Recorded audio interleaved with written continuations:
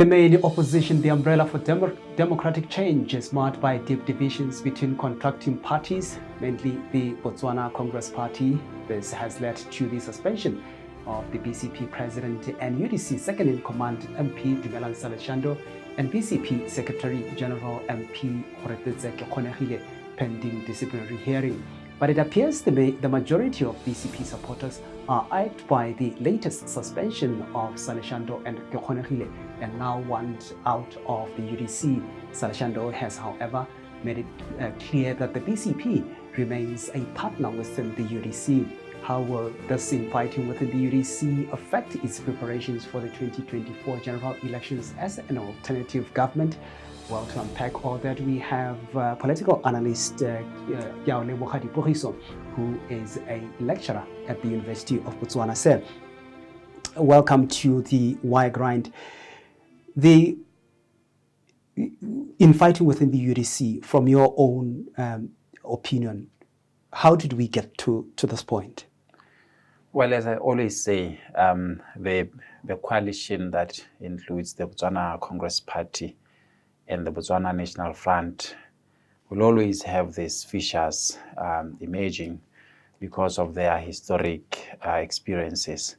If you remember very well, the BCP is a party that came out of the BNF, and it didn't just come out. There were reasons that they were giving, and I think some of those reasons are still relevant even up to now. Do you think that's the issue? That's where the issue is? Yes, that is where the issue is.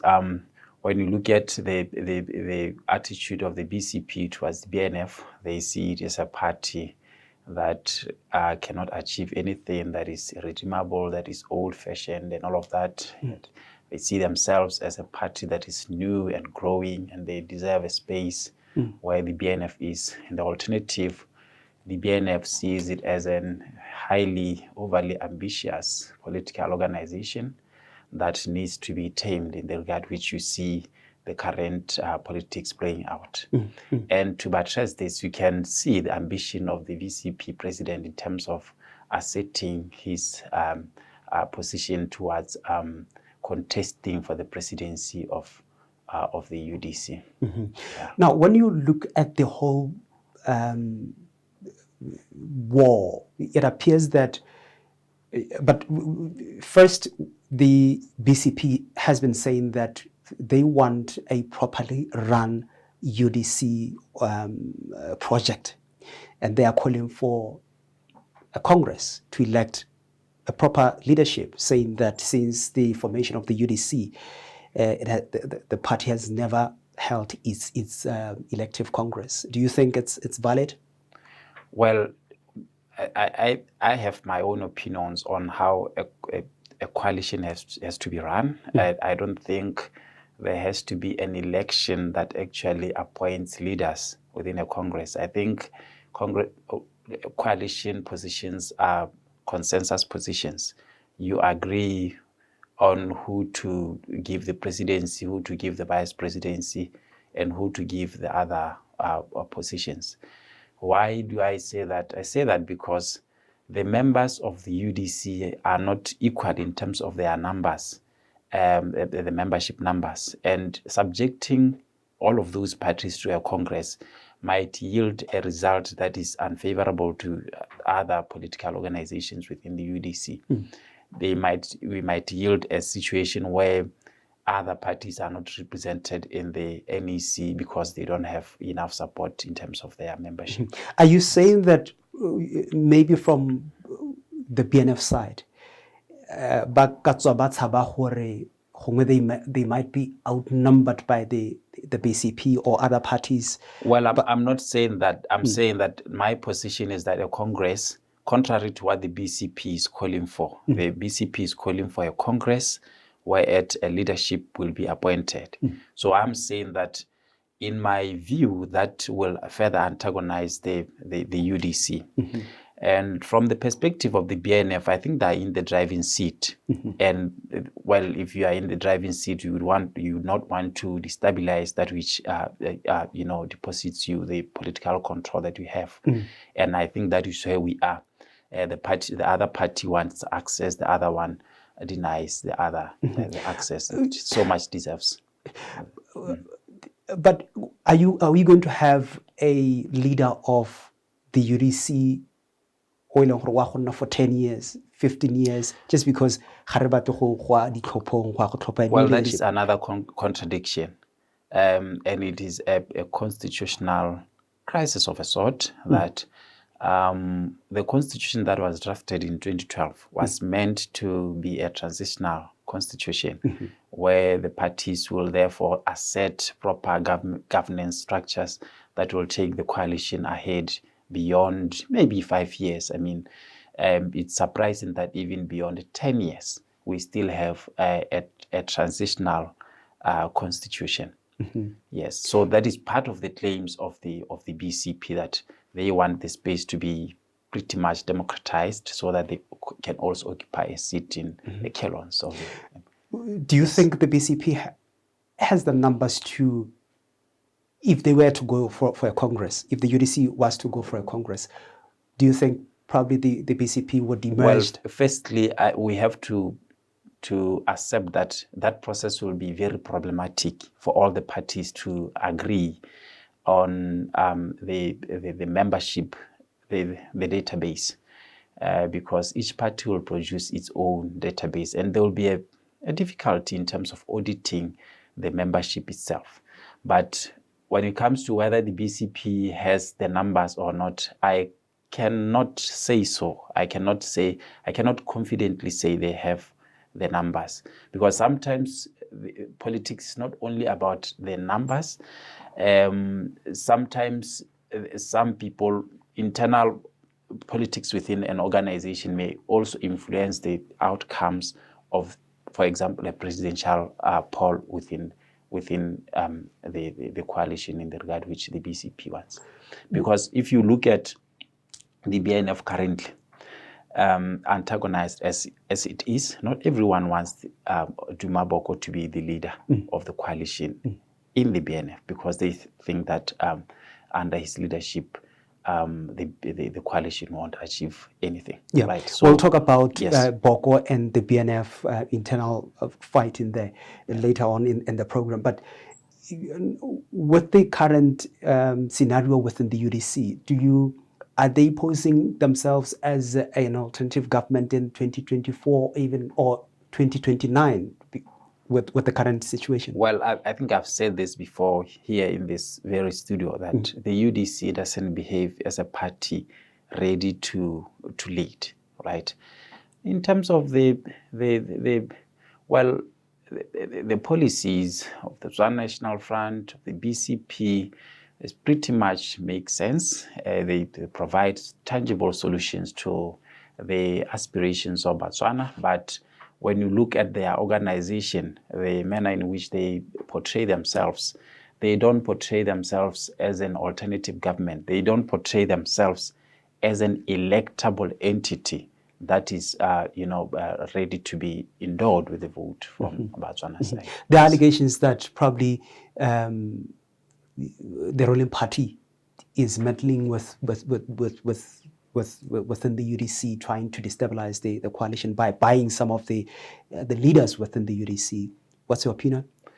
Well, to make such an assertion, one would need to have tangible evidence. But what I know is that in terms of the fate of the opposition, there are those exogenous issues, issues that are outside the organization that affect the organization internally. In terms of, if I were to give an example, the defection of members of parliament from the opposition to the ruling party, obviously, thereafter such defection is one is endowed with a ministerial position that infers that some deals are being wrapped up on behind the doors in that regard. So, but we cannot tangibly say that, for example, there are slush funds issued out to buy opposition members of parliament. Right. And after a short break, we look into the fights within the BNF itself, how that is playing out within the UDC.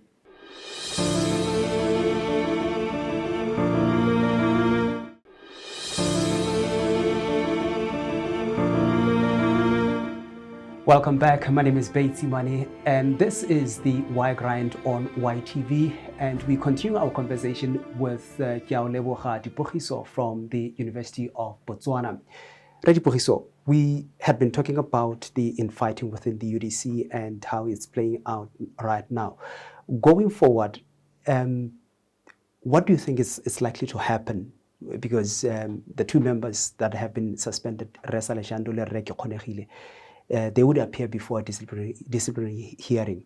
What is going to happen at that hearing? What do you foresee? Well, maybe firstly, let's say that the implication of this suspension is that somehow the NEC of the UDC wants to meddle with internal issues of contracting parties, including that, of course, if you have a leader of one contracting party being suspended from the organization itself, therefore it infers that the NEC wants to handpick from the organizations that are coalescing who to actually include in the NEC and who to exclude. And but the BCP is part of the NEC.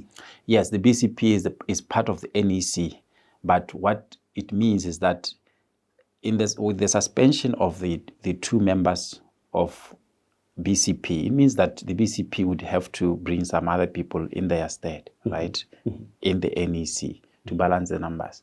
So it may happen to any other political organization that the NEC decides that we want so and so and so and so and so and not so and so. Yet, and that kills the independence of the political organizations that are coalescing.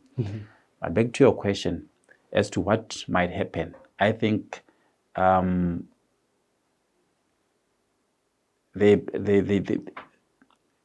end result of the internal process itself might lead to much more damning repercussions on the side of BCP, because when you look at their posture currently, they don't seem to be apologetic about what they are accused of having said.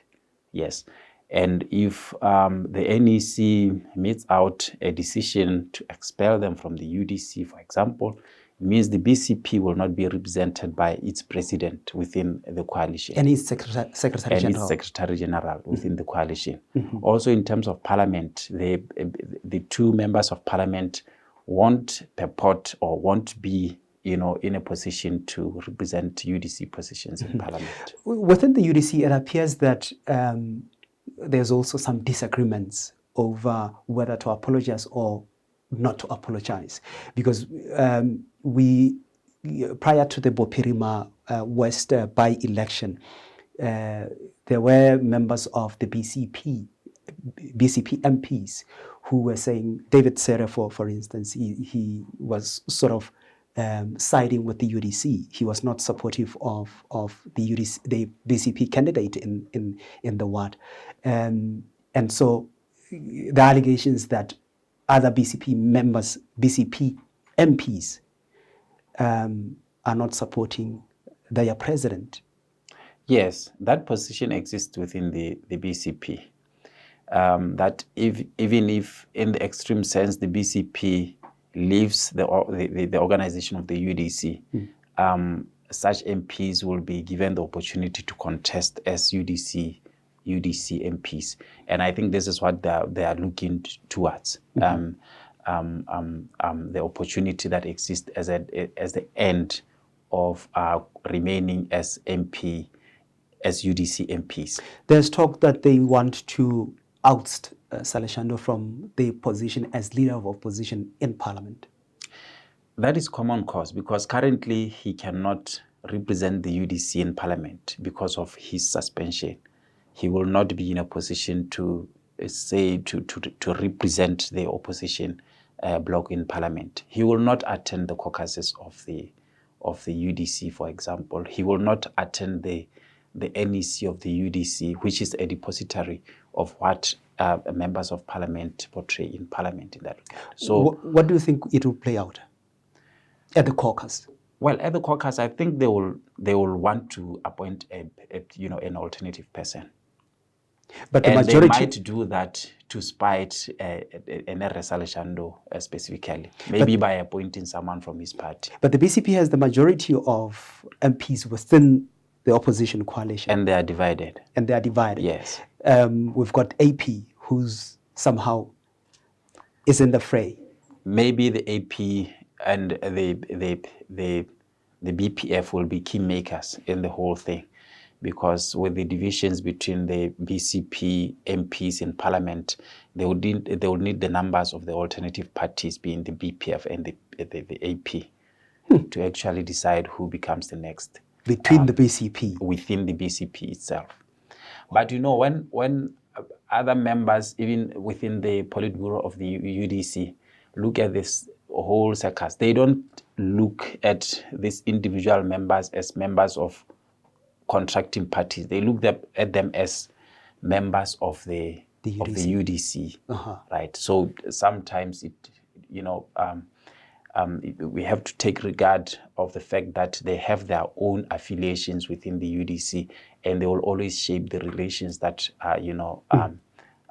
influence decisions within the UDC itself. The BCP, as you rightly said earlier, they somehow they're not apologetic about some of the statements that they are alleged to have said.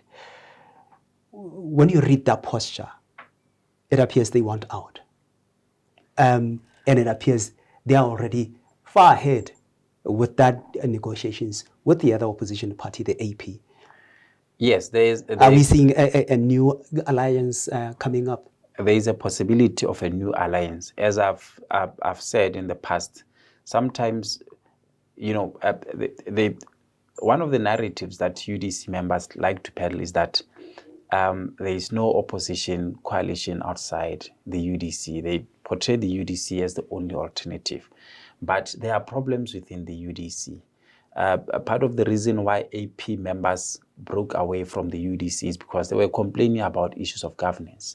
The BCP currently is complaining about issues of governance. So it shows clearly that the UDC is bedeviled by issues of governance, and therefore it will be very difficult for the AP to rejoin. Rather, what might happen is that in the end we might have an alternative coalition of the AP and the BCP outside the coalition of UDC. Right. We are taking a short break. We'll be back right after this.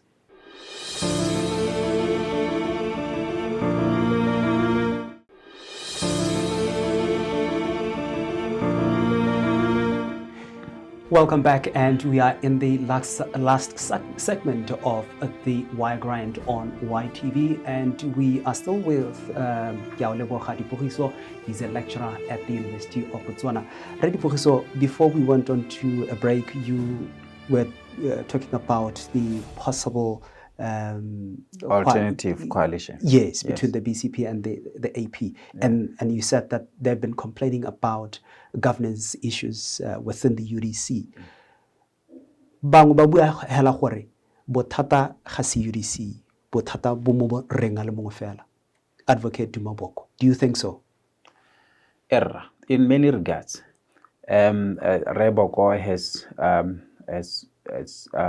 been portrayed as a leader who doesn't take counsel from others, who doesn't consult, who doesn't...